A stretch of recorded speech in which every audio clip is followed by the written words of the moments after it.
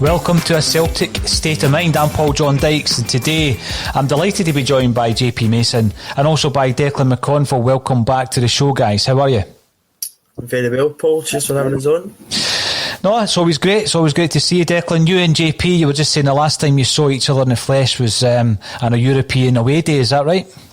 I think so. I've just been reminded about that there when Celtic used to qualify for Europe after Christmas. There we go.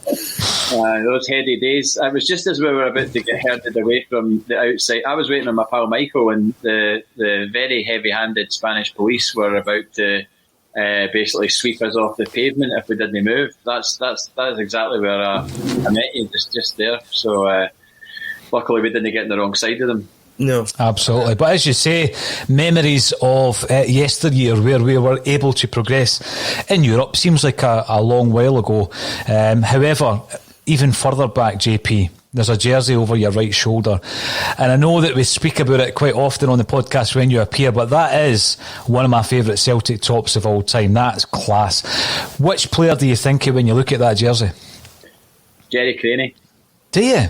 Yeah, Jerry Craney. I think it's just because I've got highlights from games around that time, and I'm pretty sure Jerry Craney, and the highlights I've got taped off the TV, Jerry Craney scores a couple of goals in it. So I think maybe Tony Mowbray as well. Yeah.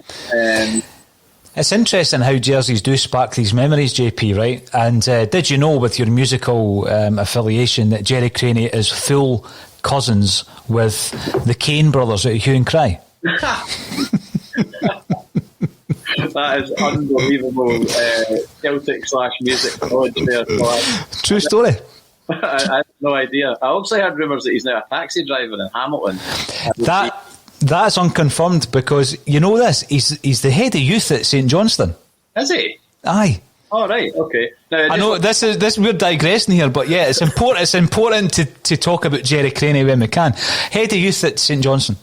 Right. Well, I mean, I just want to clarify. There's absolutely nothing wrong with being a taxi driver. It's just that with his, I mean, he was a great, not a great striker. He was a good striker. But you'd like to think he'd still be involved in the game in some aspect, and I'm glad that you've informed me that he actually is. So yes, but that's because I interviewed the other Kane brother who plays bass for the Proclaimers. Brilliant. It just goes on, doesn't it? I mean, the players that I think of was from the actual catalogue that season. The models were Brian O'Neill and Gary Gillespie. There you go. A wee blast from the past. Good effort for the times, isn't it? Oh, I know. Now, before we get on to the big subject, how can we get re-engaged with the club? Let's just talk a wee bit about one of our pundits who has been a superb addition to the show, Anthony Haggerty. Unfortunately, he had to deal with Jobbygate last night. He had to deal with Jobbygate on Hamilton TV because he was commentating on the game and his co-commentator came out with his faux pas, which has been spoken about all morning. But it brought back memories of Tiger Tim. Remember he lost his job? You remember that, JP? I remember Tiger Tim. I had a radio show and I remember the wee jingle like at the end of the show, what are you going to do after the Tiger's gone? Remember that? I can't remember the radio show, but after the Tiger's gone. It was like at the end of every show ended with that little jingle. But is that right? I didn't know that Tiger Tim got the sack. He used to speak over a tannoy and play the records at Celtic Park, and he asked for a minute's silence one night when Rangers got knocked out of Europe. Oh, the 90s. Great days. They weren't really great days, but, we can look back on them. Now, let's talk, Declan, about this disengagement. I mean, how, obviously, apart from the obvious not being able to go to the games, how disengaged do you feel as a Celtic fan at the moment with the club? Massively disengaged. The club have got two major platforms in terms of YouTube and Twitter, and they just don't seem to want to communicate with them. There's no strategy to talk to fans. They've got everybody's emails as well. Obviously, if you're a season ticket holder, you get your Pass to Paradise sent out. There's no engagement. Whenever there's an announcement or anything happens, you just don't get told. It's as if the club don't want to tell anybody anything. Well, someone suggested, and I can't take credit for it, that this address from Peter Lawwell could perhaps be done before a game. Because you're talking to the season tickets who are logging in with your virtual season ticket. Do you think that would work, Declan? I mean, it's still one-way traffic. It's not as though you can engage with them, but it would be an address to the fans, a direct address, rather than the contrived video that was set up to apologise for Dubai.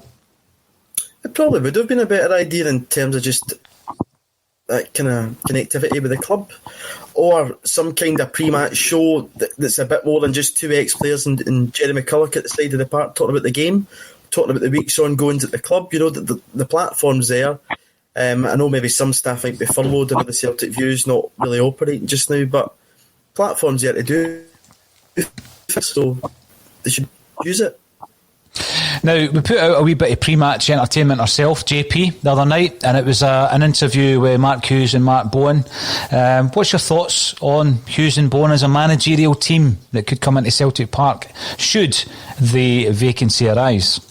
It's certainly not something. I've only watched the first 20 minutes of it, so I can't comment on the full thing. But I mean, I certainly wouldn't be against them being considered, just because of this whole, well, they've been out of the game for X amount of months or X amount of years or whatever it is. They're not fossils. Do you know what I mean? They're clearly intelligent guys, and they both love football.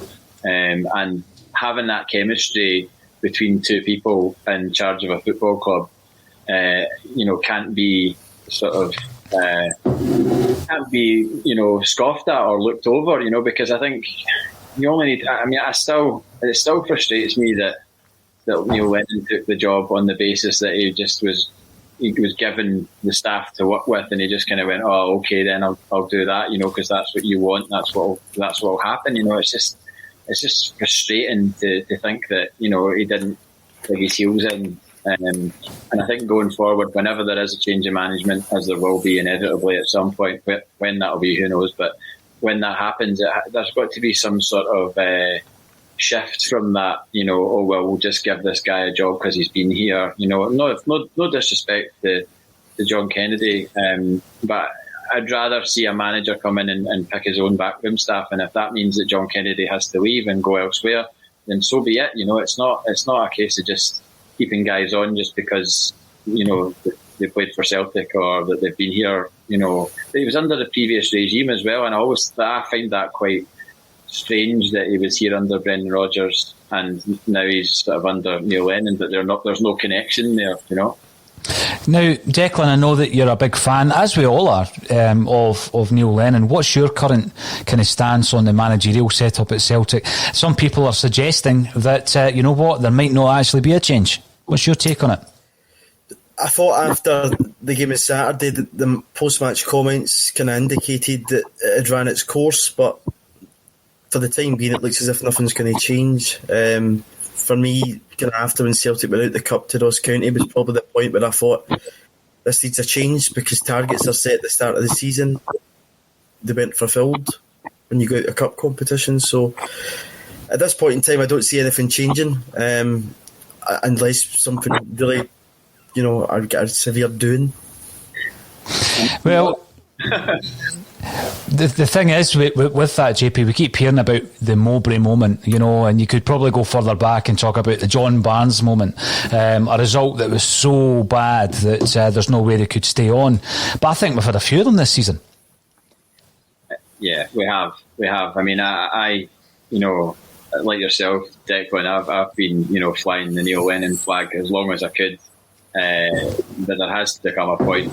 So there's Neil Lennon's part of a whole thing that isn't working at Celtic. I don't think you just go straight to the manager with the axe. There's clearly the Loyal's leaving at the end of the season. That's been identified as needing to change. That's one of many things I think needs to change, not least the engagement with the fans, and just a root and branch, And I know that Neil Lennon's come out and said, I think it's a ridiculous thing to suggest that we look at a root and branch change, but the evidence that's been presented this season and the way that the collapse has happened, to be so far behind, to be out of Europe, beaten 4-1 twice off Sparta Prague. Yes, we beat Lille. Yes, we put up a decent fight against Milan and we were 2-0 up in the San Siro and all of that, but ultimately we came away with nothing. We played pretty well against Rangers at Ibrox, came away with nothing. There's only so many times you can put that argument forward and be like, but we did, but we didn't win anything. I know. You're going from quadruple treble to potentially a trophyless season. Now, in doing the Celtic State of Mind broadcast on a daily basis, what can sometimes happen is hosts of other podcasts want your take on things. So a couple of weeks ago, spoke to a chap, Mike, down in Liverpool, and we did a podcast where he was asking me various things about my Celtic support in life. And then this week, ESPN asked us on to talk about the current situation at Celtic. So I was speaking to two guys who were based in the States, and they basically asked me, so explain, how did it go wrong? What went wrong? Why did it go wrong? Declan, what a question that is, by the way. What do you think? It is difficult to say that it's one thing or even a collection of things or one person or a team of people. Where do you think this started to unravel? Is this really been an issue for the last 2-3 seasons or beyond, and it's just starting to unravel now? Do you take into account all the mitigating circumstances around Celtic this season? In your view, Declan, is a root and branch restructuring required? I think the club need to change direction. We've had a lot of success for the past 9 years, but there needs to be a freshen up with Peter Lawwell going. That needs to be in the form of a new kind of structure, I think, by the director of footballing. One cause, I probably couldn't give you one cause. I always kind of go back to the day we get presented the league, and I thought everybody then wanted Neil Lennon to be manager and to be successful. So it wasn't as if this was just a big... at one point everybody went, let's all change our mind. Everybody wanted Neil Lennon to be successful, but as time went on, I think maybe Ferencváros is a point where things started to change. I know we get dumped out by Cluj and we went on to have a good season, but not qualifying for the Champions League kind of starts you in a way behind, and then dropping points at Rugby Park, then going 2 games behind, and then it just started to spiral out of control from there onwards, and it just got worse and worse, and then just everything has just went wrong as badly as it could. Probably not one major factor, but there's been a lot this season, Paul, and it's just been a complete disaster. It would actually make for a really good book. I don't think anybody could have thought this book could have been written, but the book could be written now. People would have thought it was probably fiction, but it's going to be non-fiction because it's been absolutely crazy.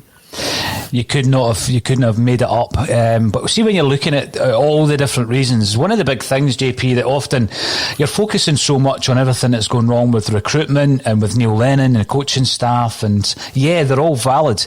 But again, at the same time, Neil Lennon came out last week and said, I need the players to really step up here. He said that after the St Mirren game. I need a bit of a reaction from my players. Do you think he got that midweek against Kilmarnock?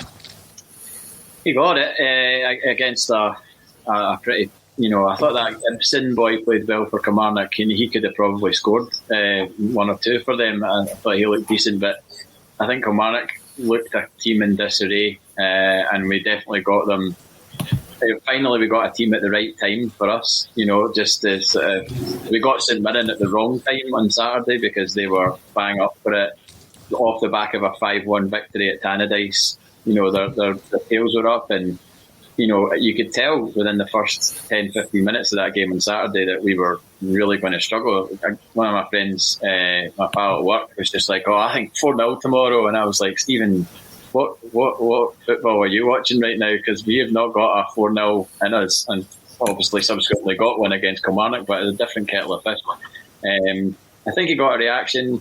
I think there was something I wanted to mention about, there's been a lot of chat about us tiring in the last 20 minutes of games. Yeah. I don't know if I subscribe to that, because apparently the training is exactly the same as it was last season, right? Nothing's changed. We've heard that quite a few times from players and the manager, as if to say, "Oh, I don't know what's going on because we're doing exactly the same thing as we were last season." And you look at, Lazio away, like Cham and Edward sprinting forward, to win the game because in the dying moments of the game. That was, so the fitness wasn't getting questioned then, but the fitness is getting questioned now. So I don't really understand what that is, and if I do believe that the players are unfit, or if it's just a case of not surely they're not trying. I mean, God, you're the professional football player. You're trying until the very last kick of the ball. But those wee things like I think it was Kevin that mentioned that Christie taking the shot and skying it and then looking over at the bench as if to say, don't dare criticise me for missing a shot or whatever. Wee things like that, they are not healthy to have in and around the team. No, they're not. And you do tend, because things are going so bad, JP, and unexpectedly so, that you do focus on every single element. And you do look at even the expression on Christie's face after he's missed a shot, and we tear it to pieces on the Bulletin and we analyse every nuance of Celtic Football Club. But the big thing about the fitness, I've been looking at the interview that Neil Lennon gave in relation to Cham. Now, also, we do have two French speakers on the Axon WhatsApp, one of whom was David Slight, who was on last week, and he was looking at some of the translated broadcasts of the Cham interviews after, obviously, the Marseille debacle, and some of them are inaccurate. So we've seen previous broadcasters doing that in Scotland before, haven't we?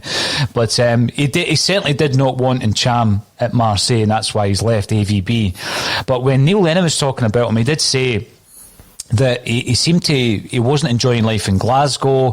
He didn't have a great opinion of Scottish football. So although he doesn't wake up one day and deliberately says, I'm down in tools because I don't want to play for Neil Lennon or I don't want to play for Celtic, sometimes we tend to forget these guys are human. So they don't have the same motivation this season as they did last season. And there's a cliche of down in tools, but they're certainly not performing at their optimum. They're certainly not putting in the same shift as they possibly did in the famous game you mentioned, JP, against Lazio last season. And that, now you get away with having one or two of them in a squad. I think a big problem this season, we probably had half a dozen of them, and it's all happened. They've come to that point in their cycle at Celtic all at the same time. I think you've always got one or two guys like that who are coming to that point, like Van Dijk did, and he came at the same point when he went to Southampton, where he did down tools. He refused to play. I think that is actually something that happens in the modern game now.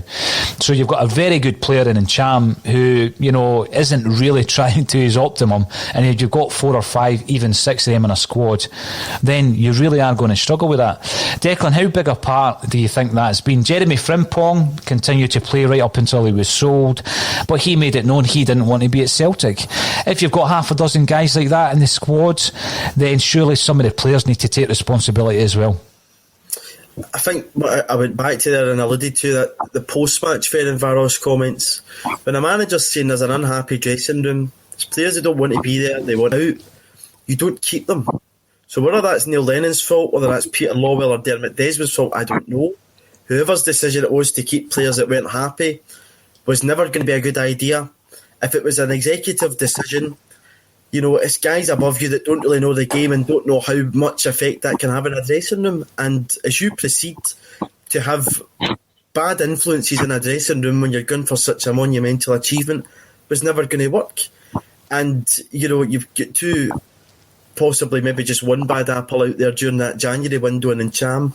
Don't know if Frimpong was causing any issues, but as you say, Paul, you were trusting Frimpong in a lot of big games where effectively his head was at another point where he's saying, this doesn't really affect me because I'm going to be going in January, so what does it matter? So when you're going for such a big achievement, to have players in about the dressing room, and we know it's first team players, your Edwards, Ayers not let us down. But the other guys, Ryan Christie as well, same form as last season, it's not been there. And these are players that we really, really rely upon, especially Edward and Christie, and for latterly last season, Olivier and Cham. No, you're right. Now, see, when I was looking at the lineup, it's always interesting, isn't it, when you're waiting on that lineup coming out for a Celtic game, and you see the reintroduction of Scott Brown out of the team, JP. I'm thinking to myself, you're going to the old tried and trusted players. Yes, he's the club captain, he's very influential. The last time we had seen him was when he was sent off against Livingston. I actually was quite impressed with his performance. I think when he scored the goal against Kilmarnock, his reaction was one of, almost, because there's a bit of anger in there, there's a bit of passion in there. But I like that. I like that in a Celtic player. I like it in a captain. Do you think Neil Lennon is going to go with people like Scott Brown between now and the end of the season? Or do you see the introduction of some other, maybe younger players, such as Stephen Welsh, who I thought played really well against Kelly?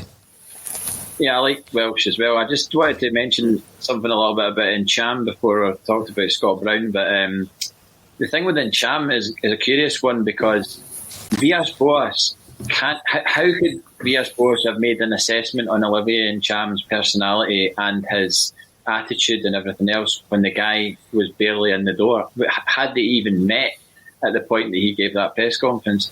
So I actually have a theory that Villas-Boas has possibly been in touch with Neil Lennon with regards to that, because if he's been told, "Oh, you're getting this guy," it's not going to be hard for Villas-Boas to get Lennon's number and basically phone him and say, "What's this guy like?" And Lennon will have filled him in on Cham in the last year or two, So like, he's already got an opinion of him before he's even walked in the door. Because how else would he had it? I mean, yes, he could have watched tapes and all the rest of it, but you're not going to know. You can't make a judgment on a guy's personality based on watching him play in half an hour of a football match. So I wouldn't be surprised if that's happened. Anyway, Cham, I said on this show, when one of the first times I was ever on, I said that I thought that maybe some of the Celtic players were just tired of winning. And that's been echoed by the manager in recent comments. He actually said the exact same thing. And it's a horrible thing to say. And if I take my Celtic specs, hat, top, everything off, and then look at it, they're just professional footballers who've won everything in the game for 4 years in a row. I say everything in the game, everything in a domestic game. And these guys obviously are like, well, you won another treble, well, great, okay. Well, I won another one, okay. And maybe they just saw the glass ceiling being hit in terms of Europe and thought, well, it's better that we want to move on and get more money somewhere else and play in a different league, maybe play with the sun on our backs, like Larson wanted to do eventually after his 7-year service. Different breed of player, obviously, of course. But anyway, that's my tuppence worth on Encham. Scott Brown, I put in the comments in the pre-match thing on here that I was pleased to see Scott Brown back in the starting lineup, because I think against St Mirren at the weekend, we definitely missed him and someone like him in the middle of the park. I think Storrow's been good since he came in, but I don't think Storrow is at the stage yet where you hang your hat on him every week and he's like Mr. Reliable. And I think Scott Brown still has something left in the tank to give, as he proved in the Scottish Cup final when he won that header in the extra time to get the goal for Griffith, as he proved the other night by actually scoring a goal himself, which is a rarity. And just talking to other players through the game, helping like the Welsh at the back, that can only be. I mean, how much encouragement and advice is Storrow going to be given to Welsh? No disrespect to Storrow, but he's not got the same, mother tongue as Welsh, so you want Brown to basically be bringing him through. And I certainly wasn't surprised by his performance. I think he probably knew that he owed us one, and Lennon won for the ridiculous sending off against Livingston. Yeah, I would agree with that, JP. And I think when you're looking for maybe high points, any kind of positives from the bad run of form that we've had, the poor season that we've had, I'm going to put Welsh in that category. I think Storrow and Turnbull are kind of obvious ones.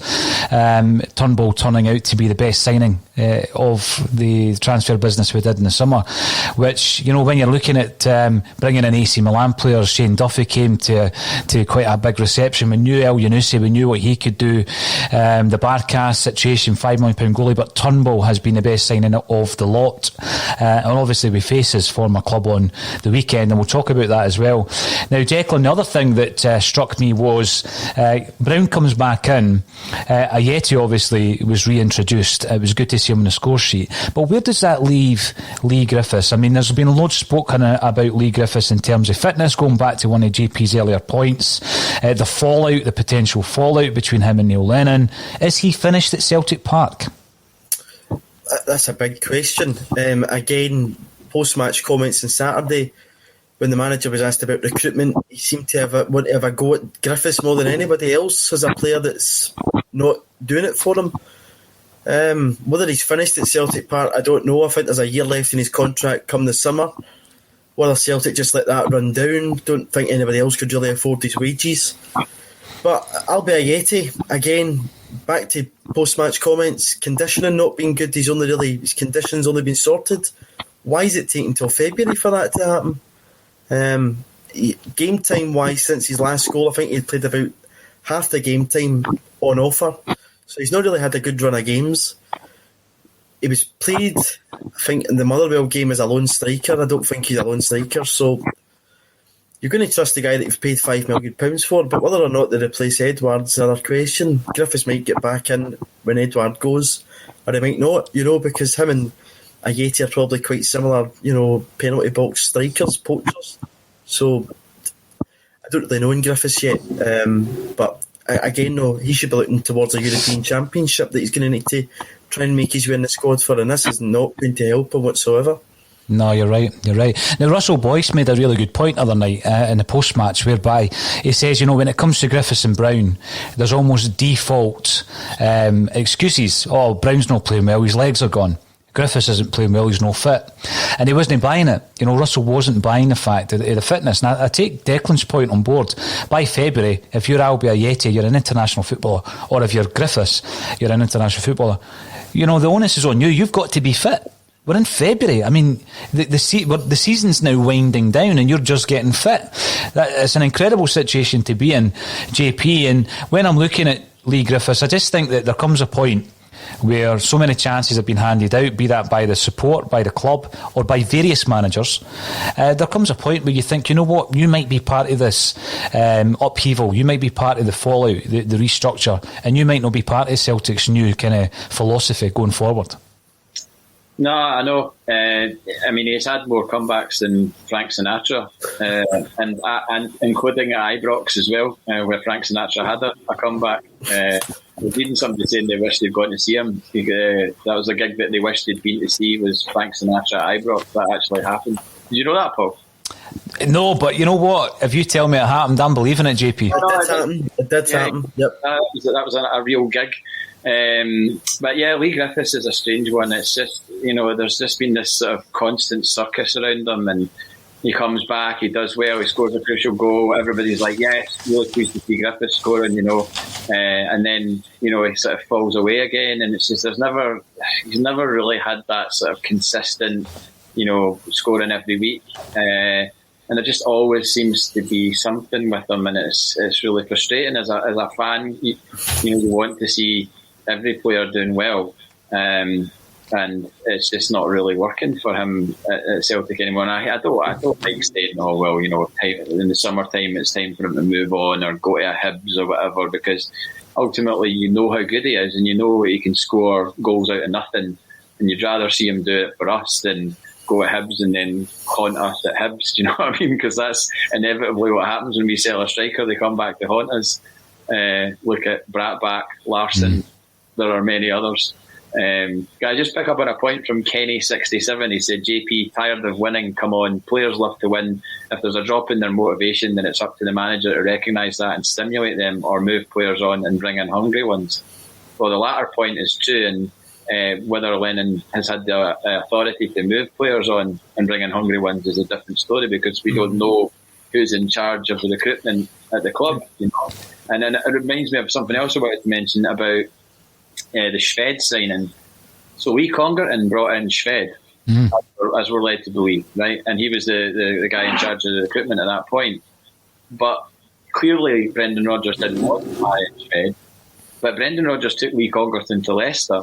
So somebody other than Lee Congerton and Brendan Rodgers signed Marion Shred. It's surely a fact that happened. So that's a good point. Yeah, it's a very good point. Yeah, so if I could ask Peter Law a question, it would be who signed Marion Shred, and I'd probably add in several others to that as well, like Marvin Comper, etc., etc. But clearly Lee Congerton and Brendan Rodgers have a good relationship. So it's not like Brendan Rodgers just went, "Oh, I know you got me a dummy with Shved, but you could just come down to Leicester anyway," do you know? So, no, I think that's an excellent point, and I'm maybe skipping a wee bit ahead of myself. There's loads of great comments that I'm going to work through as well. But Shved's on my list here today because I'm looking at the restructure of Celtic in the summer, the upheaval of the squad. I mean, there's going to be an upheaval. You just know that there's so many players come to that stage of their own Celtic cycle that we're going to lose quite a few of the players who have maybe been mainstays for years. The financial situation at Celtic, the uncertainty of fans back in stadiums, all these things, I think Celtic will be treading very carefully in the transfer market. And I'm looking at the squad we already have. I think one of the biggest issues we've had is, going back to one of your points, JP, recruitment, but also youth development. So I've got two things I would like to talk about. First of all, when you're looking at the recruitment, will Celtic consider some of the players we already have out on loan? Now, some of them obviously are already young, kind of up-and-coming players. Kerr McInroy performing very well at Dunfermline by all accounts. Scott Robertson now on his second loan deal. I seen him playing for Celtic and I thought he looked very promising alongside the aforementioned Olivier Ncham. Marion Shved started scoring goals for Mechelen. You've got Jack Hendry starring in Belgian football. Leo Connor, a fullback, believe it or not, who's playing very well for Tranmere. And you've got other players like Bayo, a guy that I didn't rate, but we spent a couple of £1 million on. Are the club going to be very cautious and look and assess the squad and end up bringing back guys that you thought were on their way out of Celtic? Do you think that'll be part of the transfer strategy, JP? And if so, does that excite you or otherwise? I don't know. It all depends on what changes are made in the summer and what opportunities are afforded to these guys if they do come back. Because you've seen guys go out on loan before, like Christopher Ayer. Yeah, it's kind of hard to even remember the fact that Christopher Ayer, a guy who's probably worth now, I would say, and this isn't bias, he's got to be worth 25 million at least. If Frimpong's going for 11.5, Christopher Ayer is head and shoulder with the potential ahead of him in terms of his development. Christopher Ayer, it's strange to think Kilmarnock had that guy for a season. You know what I mean? Like, they'll not have many players like him ever play for them. No disrespect. I mean, neither will we, to be fair. We don't have a litany of those guys. We've got more than them, obviously, but it's rare that somebody like him comes along. So you've got the example of him and Christie obviously going to Aberdeen for a couple of spells and coming back a better player and working his way into the team eventually. So yeah, I mean, it's just about their levels and their numbers, I suppose, when they're at these clubs and what they're hitting and whether or not they think that they can come back and do a job for us. But what a weird situation if Marion Shved came back and ended up playing for Celtic after everything that's been said about it. That'd be a real strange one. It would be, but if he cuts in from the right and scores against Rangers at Ibrox, then all is forgiven. I'm just looking at the potential future situation at Celtic. I mean, the finances are going to play a massive part. Those at the helm will be looking at that as the priority, and if you can get success along with it, great. As supporters, we're just thinking of success, of course we are. And in the back of your mind, you trust those in charge to look after the balance sheet. Declan, is there anybody you think from the names mentioned that could come back, like JP says, like a Chris Ayer, a Ryan Christie, Callum McGregor? These guys have went away and developed elsewhere. I think Scott Robertson's one who, like yourself, I watched against, it was Cluj he had his debut against and he played really well. He's a player I think that's still got bags of potential in. A player in the squad who I don't think really get a fair crack at it, Ewan Henderson as well. He's been in the fringes for 2 years now and he's not really been given a big chance. He's a guy under your nose that's still there. We've got problems at the back. I don't know how assured Jack Hendry is now, but again, was that just a confidence issue? Because at Dundee he did well and he looked like a decent enough centre half. So whether he could return too. And there is Marion Shved as well, who his manager seems to have done a complete 180 on. Criticised him when he came in, wasn't doing the business, but spoke about an attitude change. He's now starting to put in performances. Listen, if you've got players there and we know they can give us something back, bring them back in and give them a shot. If it doesn't work out, you've still got plenty of time in the window to move them on. You know, the thing, you mentioned a couple of the young guys, and one of the high points of my season, one of the positive points has been the fact that Welsh has broken through, and I'm delighted about that. But when you're looking at some of the young players you've mentioned, I now get the sense, JP, that if a young player now isn't going to get the first team opportunities at Celtic, they'll simply go elsewhere. They'll just engage with their agent and say, I want to move. We've had loads of young players leaving Celtic before they even play a first team game, and that's a huge concern. And it was a bigger concern again waking up this morning and seeing that Vincent Angelini could be the next on his way out. Now, this is a young guy, he's a goalkeeper, and he played alongside Karamoko Dembele in, under 13, under 14 at Celtic. Now, he's Davy Hayes' grandson. Now, the Celtic link doesn't end there. So Vincent Angelini's grandmother, Davy Hayes' wife, Catherine, is the niece of Joseph Ray, who played for Celtic decades ago as well. So that, I just thought, the young kid, and he looks brilliant. He got player of a tournament, I think, that we played in Amsterdam when he was 14, 15, is now wanted by Lazio, Juventus and Manchester United. I mean, how can we compete when these clubs come in? We've just lost another young player, goalkeeper, in Liam Hughes. And Cameron Harper's away to New York Red Bulls, and they just are added to the list of players who have gone to Bayern Munich. Josh Adam to Man City. Okaflex apparently is wanted. Dembele is wanted. If we don't look after them, like Declan suggests, then we're going to lose all these young players, JP.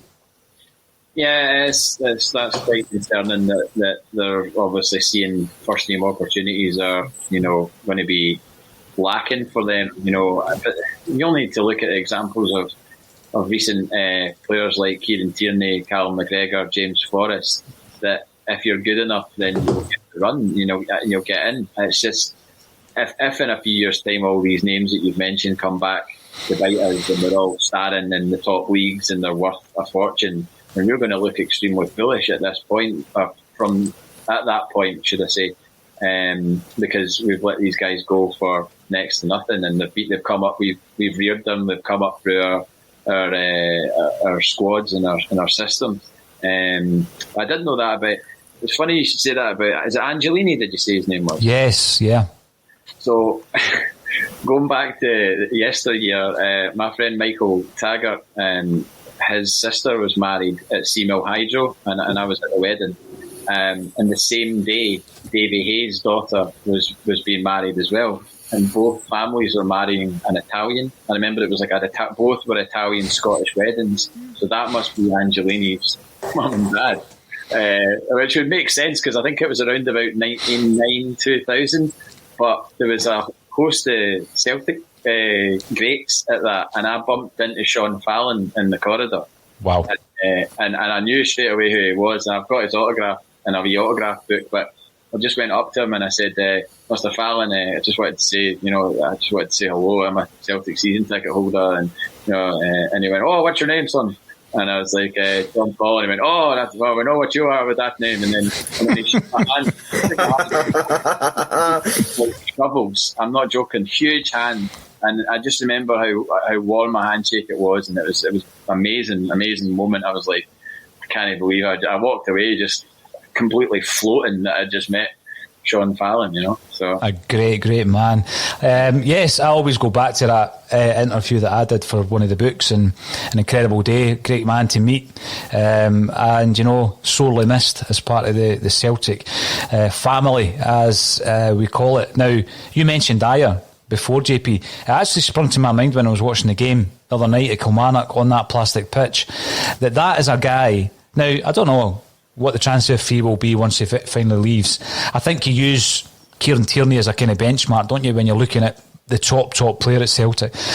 He will play for a team like AC Milan. There will be a moment in the future. Why is he worth more than Frimpong? he's a full internationalist, and he has been for several years. In terms of his development, he's way ahead of Frimpong, if you ask me. He's playing at the moment in a bad Celtic side, but still looking like head and shoulders above them.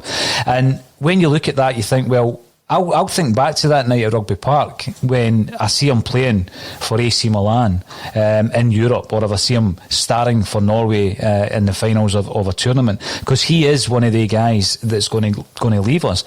I mean, how do you replace him? I would much prefer to rear our own, absolutely, but we need to use the transfer market far more wisely. And I think when we go into the summer months, and we've got then coming Dominic Mackay, I think there's going to be a fresh approach, a fresh look on Scottish football, not just Celtic. The way to engage with fans, like anyone else who last week when they heard the news started searching old interviews with Dominic Mackay, see some of the stuff that he's done with Scottish rugby. It's very impressive, it's hugely impressive, and I think getting back to the main point of the show today, how can Celtic get supporters back on side? Twitter can be a horrible place at times, and I don't think often that the level of vitriol that you actually see and you read is something that is unassailable, if you know what I mean. It's not as though you're going to lose these fans if you make efforts to engage with them. So we've heard some of the suggestions, using your social media platforms, as Declan says, using what's at your disposal. But the big one for me was when Kevin was talking about Celtic players phoning season ticket holders, JP. And I think Kevin Graham's going to be the first on the list, because obviously he came on to clarify that point the other day. And you've said there yourself in relation to, meeting absolute heroes. I actually think that kind of thing is gone. The modern player is a completely different beast to your Sean Fallons and your Davy Hayes, who have come up in conversation today. Now, Declan, I know through his journalistic kind of background, has met a lot of Celts, a lot of ex-Celts. Do you think we're entering we're in a stage, Declan, where we need to accept that modern footballers are never going to be the same kind? Even going back to, the centenary team, Frank McAvenny, for example, he'll stand and he'll chat to you if you meet him. Have we entered the realms where we're never going to see that again with Celtic players? I think it depends. I mean, certainly homegrown players just now, Scott Brown and Callum McGregor and stuff, will stand and have a conversation with you, and they're nice guys, I think, as the game's moved on, obviously we've got a lot more of a kind of international contingent in the squad now that, they're not what you would call homebred, and going back to that centenary team, it was full of Scottish, English, Republic Island internationalists. I think your homegrown players are always going to be, you can always relate to them and have a chat to them. That'll be the same as Stephen Welsh, who I'm sure is quite grounded. Kieran Tierney was also absolutely terrific on a one-on-one basis. I think anybody that ever met KT would say that. Same as Scott Brown. So I think your homegrown guys will always kind of stop, have time for you to chat. But I think the way the game's moved on, you have moved away from that, and there's a bridge between, the modern player and fans now, that there's no meeting place in the middle of it. They're so far removed. I mean, at Lennoxtown they will stop and they'll sign autograph for fans and stuff, but it's not like the olden days when they'll turn up to player to functions and spend their Saturday evening in the company of Celtic fans. Those days are long, long gone. I mean, there's some really good comments coming in via YouTube, Twitter and Facebook. Declan O'Kane on YouTube says transparency with the fans on what's happening in the next 5 years. What are the club's aims? Who's coming in to replace Neil Lennon? When is that happening? Even is it happening? Because, I mean, we're talking about engagement, JP, and we've yet to hear the response or the results of this review. And I guess part of that review is the plans short term to medium term in relation to the management team. I mean, transparency is key, surely, and a strategy over the next 3, 5, 7 years. The fans need to buy into that, don't they? They do, yeah. And on the subject of the review, I'm just playing devil's advocate. I'm not trying to stick up for Celtic or anything like that. But it said, the quote was, the situation will be reviewed in January. That's what it said, I'm pretty sure. I don't think they ever said we will review this in January and present it to the fans. I don't think it's been misinterpreted. I think everybody would want to know what the decision is and what's going to happen going forward. I think, if you remember the season when we stopped Rangers winning 10 in a row, they announced that Walter Smith was leaving at the end of that season. So everybody knew that was happening, and it kind of, I wouldn't say it derailed them, but it's, I don't think it helped. I don't think it helped them at all. So I think they've maybe just been fearful or wary of saying, yes, Neil Lennon will leave at the end of the season when his contract expires. But in terms of like fan engagement, I think, like you were saying about fans, players going to like supporters club functions. I know we can't have any supporters club functions at the moment. We can't do a lot at the moment. But I think going forward, I think that if they could reintroduce that at some point, I think that really would help the players understand. Even if the player went to one engagement, in every couple of months or something like that, if it got spread around, we're not saying that they have to go to, was it Tony that said they should be going every week? It's like, that's maybe a bit much. But it's a bit over the top. But I think maybe once or twice every couple of months, just to experience what it's like in a room of 200 absolutely maniac Celtic fans who've had a few sherbets. They'll soon know, if they don't know already, what sort of club they're playing for, because I've been in that room for the Tom O'Byrne suppers, and it's the atmosphere is amazing, it's properly powerful, and I'll never forget those nights, especially with Tommy Burns finishing the night singing Mac the Knife. That was always a great finale. He did actually sing The Greatest Love of All by Whitney Houston one night. He completely went off piste. Everybody was expecting Mac the Knife, and he sang The Greatest Love of All by Whitney Houston. Love it. It was powerful. See, when you've mentioned it a couple of times, this is the Heriot Watt, isn't it? The CSC. Was it the 30th anniversary in 2019 of that Burns supper, was it? It must have been something around that, the 30th anniversary. I honestly can't remember. I know that we the last one that happened, I'm pretty sure, was the Celtic Park one, where we did it kind of in tandem with Celtic. So you had sort of half the room, half the suite. The Kerrydale suite was, Glasgow Celtic Mafia, the great and the good that support Celtic, and then the other half was like all the reprobates that were in our supporters club. So it was great seeing, all those guys again, and and hearing people talk about, it was a lot of the centenary squad were there, which was amazing. Like I met like Peter Grant, Billy Stark, and all those guys, and that's where I got my tiny wee top further signed by more of that 88 team, and that was brilliant for me. As they were my first team, they're my sort of Hollywood Celtic team, if you want to call it that. Definitely. No, it's great. And, you do miss these kinds of things, JP, talking about getting together with Celtic fans in a room. And I know that Declan has set up similar at the Bertie Auld Celtic Supporters Club, Declan. But it's difficult, isn't it, to engage with the club and get someone from the modern era to come along and represent the club. And generally you would go to the likes of, I think, Danny McGrain, Bertie himself, John Fallon, players from yesteryear. Yeah, sometimes it's even difficult to get a trophy along, never mind a player to your dance. It seems that far removed even. Sometimes it's just a lot easier just to engage with a kind of older player, or even we were meant to have Tom Boyd at our dance last year before it was cancelled. And all these guys will come along, they'll sit and they'll have a good night with you and sit at your table, tell you good stories. Obviously, Paul, you were at ours with Danny and Jordan. It was a good night. And we've had many of those good nights. I think the last do I was at was with yourself, Gordon Stanton and Paddy McCourt, which is another brilliant night. So, the things you pick up in these evenings are always great and they're always a good night out. But if you got one modern day player along to them, I think they would enjoy themselves.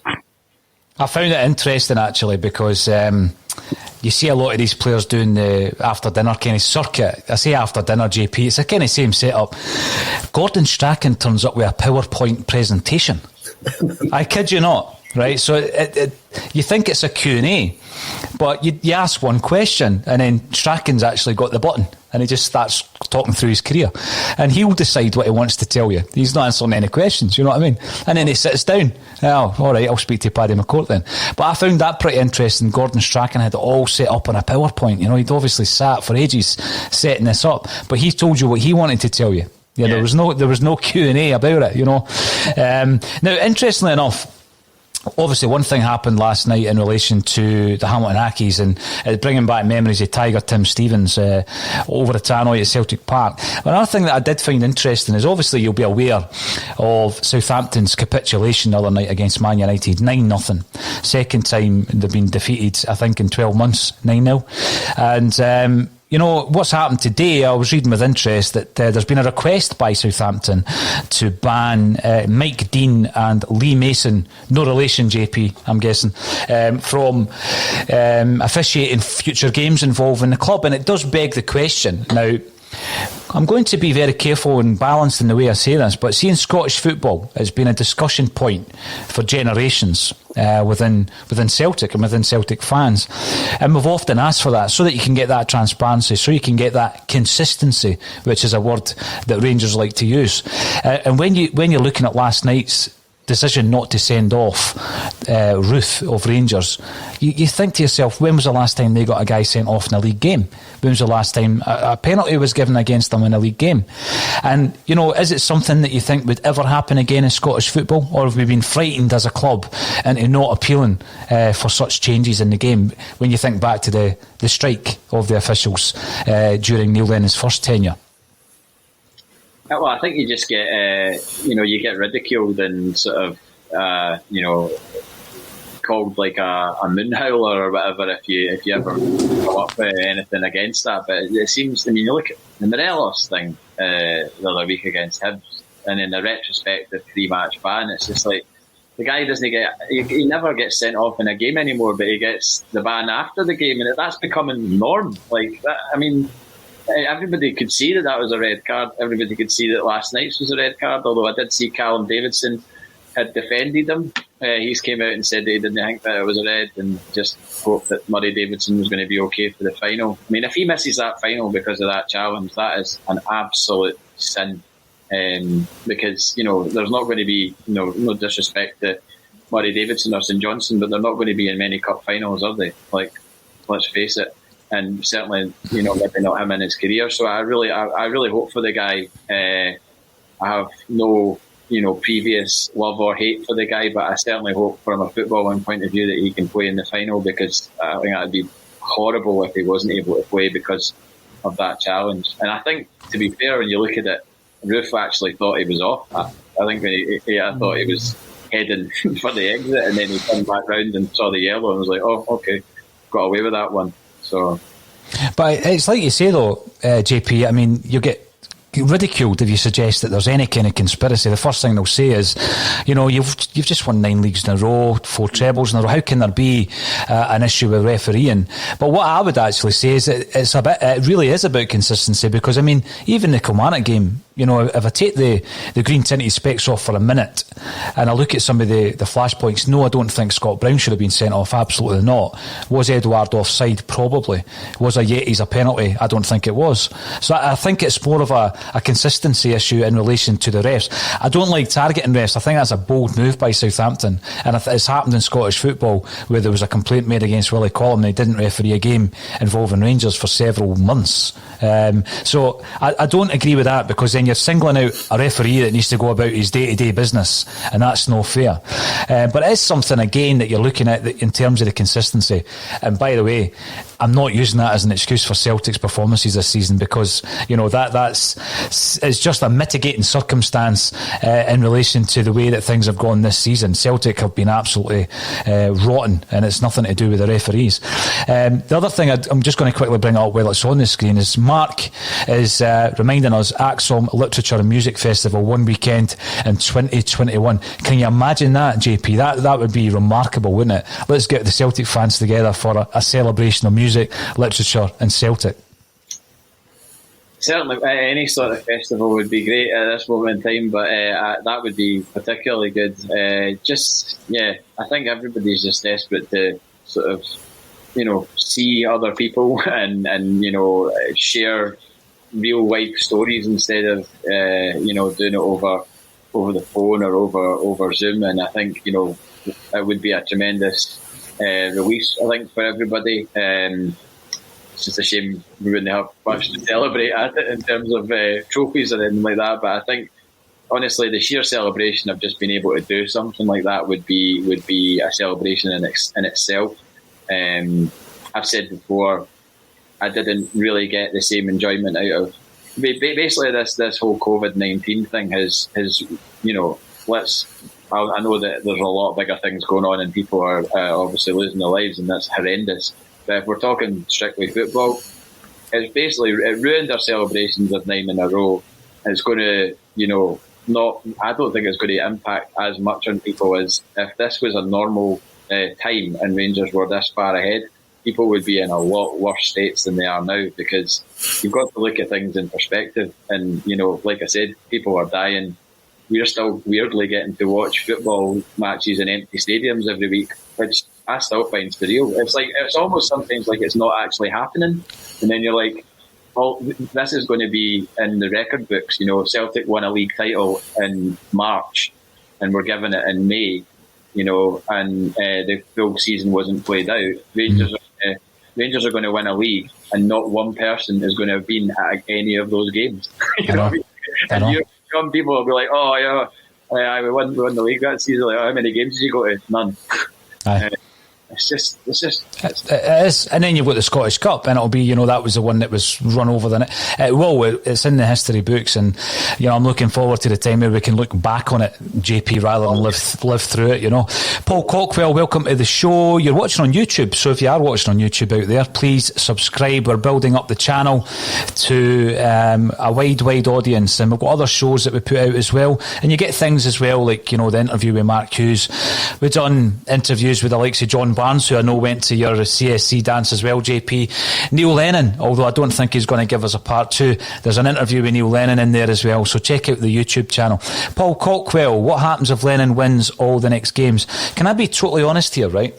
See, even if he did, I want change in the summer. I think it's part of a wider change. I want to restructure the club to involve potentially a director of football. We need to look at the football club and that department as a whole, not just the 11 guys on the park. We need to look at the youth development and the way that, for me, it's not really been working, the way that we recruit players, the way that we develop them, and also the director of football, for me, being a buffer between the directors and the guy who's in charge of the football team. And I don't think that if you do that the current incumbent has to still be there. I think it needs a clean break. What about yourself, Declan? Is there any way back for Neil Lennon in your mind? I think that kind of scenario would be like decorating the house after it's been demolished. I don't think there's any way back in terms of what's already preceded this season. The league's probably gone. Probably about a 0.5% chance of winning that. And as you say, I would like to start a clean slate moving forward. New chief executive in, change the structure, bring in a director of football, and probably a new management team. So I think the time for Neil to be manager at the club's probably now ran its course, and did so a good few months ago. Yeah, what about yourself, JP? I know that football fans are a fickle bunch. I almost said something else there. They're a fickle bunch, football fans. We know that. You look at the way that the Man United fans were looking at Solskjaer earlier on in the season compared to now. That's just the way it is. But I just think in this season of all seasons, it's a wee bit deeper than that, isn't it? I mean, passions and tensions are running high because of the situation that we find ourselves in with regards to the pandemic, not being able to go to the games. I think a lot of people hung on a lot longer than maybe other football clubs would with regards to Neil Lennon, and in terms of thinking that he could turn things around. If he did, as Paul mentioned in the comment, if he did win all the games, we'd still finish second. Do you know what I mean? Because there's no way that there's going to be any sort of collapse. You look at last night, a 1-0 home victory. They're just going to keep churning those results out, and fair play to them. They've been the most consistent side. You can't argue with it. I don't think they're a great side by any means at all, which makes this all the harder to take, because if you were losing to a really spectacular side playing dynamite football, then you'd be like, okay, if it was a Brendan Rodgers Invincibles team, then you'd be like, okay, hands up. But it's not.